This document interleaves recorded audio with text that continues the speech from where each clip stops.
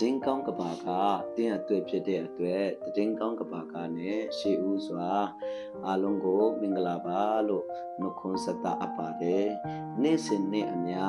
သခင်ယေရှုခရစ်တော်ရဲ့ယေရှုပြုနာထေမှာညစဉ်ညတိုင်းကျွန်တော်တို့ကောင်းမွန်စွာ excel ပြီးတော့နေ့စဉ်နေ့တိုင်းတွာလာလုံဆောင်ခွင့်ရတယ်။တညတာလုံးလည်းကောင်းမွန်စွာ excel ပြီးတော့ဒါရတော့မနေ့ခင်လေးမှာလန်းဆန်းစွာနဲ့နှုတ်ထခွင့်ရရှိစေတယ်။ဝမ်းမြောက်စေတယ်၊ရွှေလန်းစေတယ်၊တက်ကြွစေတဲ့အရာတွေအတွက်သခင်ယေရှုခရစ်တော်ရဲ့နာမကပါဆက်ဆက်ဘုန်းကြီးပါစေ။ကျွန်တော်တို့ရဲ့တက်တာတွေမှာနေ့စဉ်နေ့တိုင်းနေတဲ့နှုတ်ပတ်တော်တွေကိုကြားခွင့်ရပြီးတော့နေတဲ့ဖွင့်ပြချက်တွေနဲ့အသက်ရှင်ခွင့်ရရှိစေတဲ့အရာတွေအတွက်ကျွန်တော်တို့ရဲ့ဝိညာဉ်ဖခင်ကြီးဖြစ်တဲ့ Prophet Yubat Angel နဲ့ကျွန်တော်တို့ရဲ့ဝိညာဉ်ကောင်းဆောင်ဖြစ်တဲ့ Angel တော်တွေကိုယေရှုတင်ကုန်ပြုလေးစားအပ်ပါတယ်ဆက်လက်ပြီးတော့နေ့စဉ်နေ့အမျှဒီ daily devotion နဲ့နေ့စဉ်ခွန်အားကိုနာဆင်ခွန်အားယူကြတဲ့အရောက်ချင်းစီတိုင်းနဲ့မိသားစုပေါ်မှာလေကျေးဇူးတင်ကြောင်းဒီနေရာနဲ့ဂုဏ်ပြုလေးစားအပ်တာဖြစ်ပါတယ်။အောက်တိုဘာလ17ရက်နေ့စနေနေ့နနက်ခင်းရဲ့နေ့စဉ်ခွန်အားရဲ့နှုတ်ပတ်တော်ကောင်းစဉ်လေးကတော့ဒီကနေ့မှာယူပါယုံဆိုတဲ့အရာလေးနဲ့တင်ကောင်းလေးပြောပြချင်တာဖြစ်ပါတယ်။အရင်ဦးဆုံးကျွန်တော်တို့နှုတ်ပတ်တော်ကိုအတူတကွအစဉ်ကျင့်ဖို့ရအတွက်ဖြစ်ပါမယ်။တိယစဝန်ချုပ်အခန်းကြီး26အခန်းငယ်18မှာအနောက်မျက်နှာလမ်းဝမှာ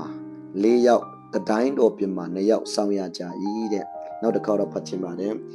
တိယစဝန်ချုပ်အခန်းကြီး26အခန်းငယ်18မှာပြပါတယ်အနောက်မျက်နှာလမ်းဝမှာ4ယောက်တိုင်းတော်ပြင်မှာ2ယောက်ဆောင်ရကြ၏တဲ့မြို့မှန်ချက်ယူပါယုံဒီအောင်မြင်မှုတန်းဤနောက်ကွယ်တွင်မောင်းနှင်းတဲ့အားတစ်ခုဖြစ်ပါတယ်ယုံကြည်ခြင်းရှိတဲ့သူကယူပါယုံရှိတော်သူဖြစ်ပါတယ်လူတယောက်ရဲ့တက်တာထဲမှာယူပါယုံကြည်ခြင်းရှိမရှိကဘယ်ဟာကိုကြည့်ပြီးတော့သိနိုင်တယ်လေဆိုတော့လူတယောက်မှာယူပါယုံမရှိတဲ့သူကယုံကြည်ခြင်းမရှိတော်သူဖြစ်ပါတယ်ယုံကြည်ခြင်းမရှိတဲ့သူကဘုရားသခင်ရဲ့စိတ်တော်နဲ့မတွေ့နိုင်လို့ဟေဘဲအခန်းကြီး7မှာလည်းပြောထားတဲ့အရာတွေရှိတာဖြစ်ပါတယ်ကျမ်းစာထဲမှာယူပါယုံမရှိရင်လူတို့ပျက်စီးခြင်းတို့ယောက်ျားကုန်ကြီးကိုတုတ်တန်ကြအခန်းကြီး29အခန်းငယ်18မှာလည်းတွေ့ရတာဖြစ်ပါတယ်အဲ့ဒါကရုပ်ပိုင်းဆိုင်ရာတည်ဆုံးခြင်းကိုပဲပြောတာမဟုတ်ဘဲနဲ့တင်ထိတဲ့အရာတိုင်းကတည်ဆုံးခြင်းပါပဲတင်လုတ်လျာသမျှတိုင်းဟာအောင်မြင်မှုမရှိဘဲနဲ့ရှုံးနိမ့်ခြင်းကိုပဲမြင်တွေ့ရတဲ့အရာကတင်ပေါ်မှာယူပါယုံမရှိလို့ဖြစ်ပါတယ်ယူပါယုံကတင်အကျိုးစားအားထုတ်မှုများကိုတတ်မှတ်ထားတဲ့ပန်းတိုင်နဲ့လူချင်းနဲ့ရလတ်စီကိုလမ်းညွှန်ပေးတဲ့လမ်းကြောင်းတစ်ခုဖြစ်ပါတယ်ဒါကြောင့်မို့ကျွန်တော်ယုံကြည်သူညီကောင်မတို့တင်ယူပါယုံရှိဖို့ရတဲ့လိုအပ်တာဖြစ်ပါတယ်ဘုရားကဘေထဲမှာလှုပ်တာလဲဆိုရင်တော့ယူပါယုံထဲမှာအလုတ်တဲ့ဘုရားဖြစ်ပါတယ်ကျွန်တော်တို့ဒီအထက်ကကျမ်းချက်တွေကိုဒီကျမ်းပိုက်တွေကိုကျွန်တော်တို့ဆင်ခြင်တဲ့အခါမှာဒီယူပါယုံကအရာအရေးကြီးကြောင်းကိုလည်းတွေ့ရှိရတာဖြစ်ပါတယ်ယာစဝန်ချုပ်တိယာစဝန်ချုပ်အခန်းကြီး26အခန်းငယ်18မှာတွေ့ရတဲ့အရာကဘိတ်မန်တော်ကိုတိဆောက်ခဲ့တဲ့အရာတွေပေါ့နော်ဒီတိဆောက်မှုမစတင်ခင်မှာဂျာမင်းစွာကလေးကတကားဝမှာရက်နေပြီးမှပရောဖက်ကသူကမြင်အောင်ခဲ့တာဖြစ်ပါတယ်ဘာကိုမြင်အောင်ခဲ့တယ်လဲဆိုတော့ဘိတ်မန်တော်ဆောက်ဖွေးရတယ်ဒါပေမဲ့သူတို့အတော်အတွင်းမှာစောက်နိုင်တဲ့အနေထားမရှိသေးပါဘူးဒါပေမဲ့သူတို့ကမျက်စိထဲမှာမြင်အောင်မှပရောဖက်ပြုမှမြင်အောင်လိုက်တဲ့အခါမှာသူတို့ကမကြာမီအတော်အတွင်းမှာမဖြစ်လေသူတို့ကဘိတ်မန်တော်ကိုဆောက်လုပ်ပြီးစီးနိုင်ခဲ့တာဖြစ်ပါတယ်သူနည်းသူစွာပဲကျွန်တော်တို့ရဲ့တက်တာထဲမှာလေတင်ယခုအိမ်မပိုင်ဆိုင်နိုင်တော့လေတင်မီတာစုတစ်ခုကိုမြင်အောင်ကြည့်ပါအင်ကြီးတစ်ခုထဲမှာတင်ပတ်အကောက်တွေပြရှန်နေပြီးမှတင်လုပ်ငန်းမှာလဲရှင်တန်နေမီကိုမြင်အောင်ကြည့်လိုက်ပါတင်ရဲ့ယူပါယုံကအရင်ရေးကြည့်တာဖြစ်ပါတယ်တင်ရဲ့ယူပါယုံကတကိုးဖြစ်ပါတယ်တင်ရဲ့ယူပါယုံကတင်ရဲ့အနာဂတ်ကိုပုံပေါ်နိုင်စွမ်းနဲ့တင်ရဲ့စိတ်ကူးနိုင်စွမ်းကမြင့်ရဲ့ဘဝတင်ရဲ့အနာဂတ်ကိုဖန်တီးနိုင်စွမ်းရှိတာဖြစ်ပါတယ်ဒါကြောင့်မို့တင်အလိုရှိတဲ့အရာကိုမြင်အောင်ကြည့်ပါ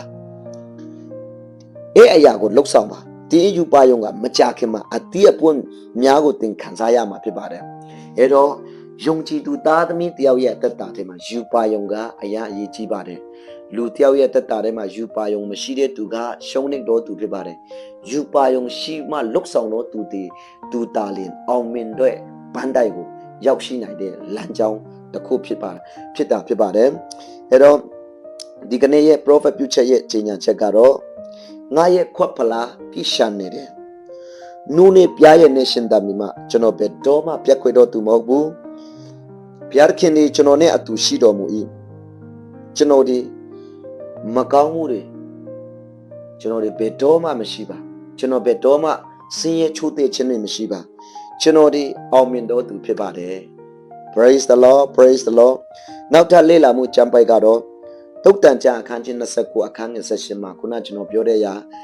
ဗျာဒိတ်တော်မရှိရင်လူတို့ရဲ့အကျိုးနဲ့ဖြစ်ကြ၏တရားတော်ကိုစောင့်တော်သူတွေကမင်္ဂလာရှိတော်သူဆိုတဲ့အရာနဲ့ခုနလည်းပြောဆိုထားတဲ့အရာဖြစ်ပါတယ်365ရဲ့တမန်ကျမ်းစာဖတ်ခြင်းရဲ့စင်ခေါ်မှုကယနေ့အတွက်တင်ဤကျမ်းချက်ကမဿဲအခန်းကြီး30အခန်းငယ်16နဲ့မဿဲအခန်းကြီး7အခန်းငယ်21ဖြစ်ပါတယ်